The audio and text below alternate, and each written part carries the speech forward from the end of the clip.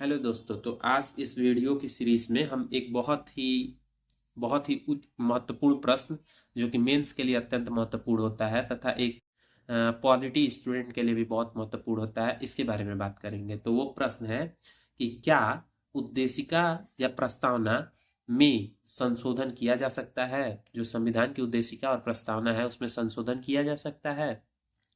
तो इसके उत्तर की बात करें तो सबसे पहला जो केस लाता है, जो यह प्रश्न ही उठाता है कि क्या संविधान के प्रस्तावना और संशोधन प्रस्तावना या उद्देशिका में संशोधन किया जा सकता है, वह केस है केशवानंद भारती बनाम केरल राज्य 1973 का मामला, जिसमें यह प्रश्न उठा था। तो इसमें सरकार की यह मतलब सरकार द्वारा यह कहा गया कि संविधान का जो प्रस्तावना या उद्देशिका है वो संविधान का ही एक अंग है। तो अंग होने के कारण आर्टिकल 368 जो कि संविधान संशोधन की शक्ति की बात करता है, उसके तहत इसमें संशोधन किया जा सकता है। लेकिन जो अपीलार्थी था, जिसने अपील की थी, उसने कहा कि संविधान में जो प्रस्तावना और उद्देशिका है वो संविधान की शक्ति पर विवक्षित प्रतिबंध कर रखते हैं।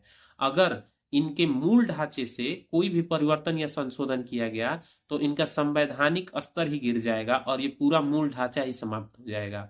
तो इस बात को ध्यान रखकर इस मामले में न्यायाधीश ने बहुमत से यह निर्णय दिया कि सरकार संशोधन तो कर सकती है, लेकिन आर्टिकल 368 के तहत उसके मूल ढांचे में कोई परिवर्तन नहीं कर सकती है।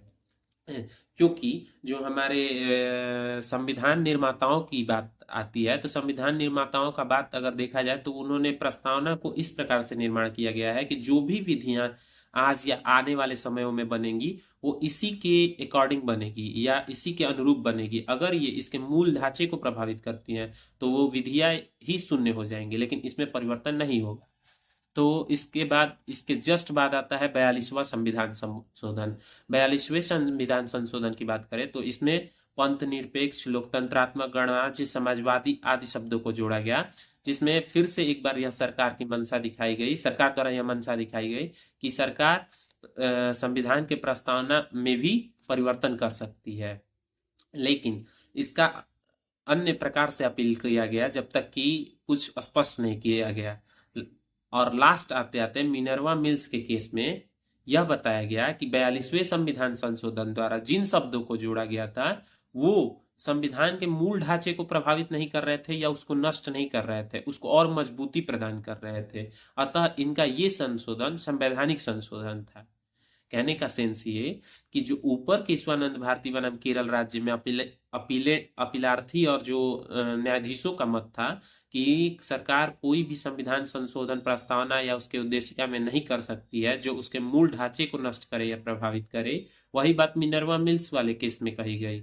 कि मिनर्वा मिल्स के भी केस में कहा गया कि जो ये शब्द जोड़े गए 42वें संविधान संशोधन से प्रस्तावना में, वो कोई भी शब्द संविधान के मूल ढांचे को प्रभावित नहीं करते हैं, ना संविधान के मूल ढांचे को नष्ट करते हैं, जबकि वो और मजबूती प्रदान करते हैं। यानी ये संवैधानिक संशोधन है और इन्हें विधिमान्य बनाया गया।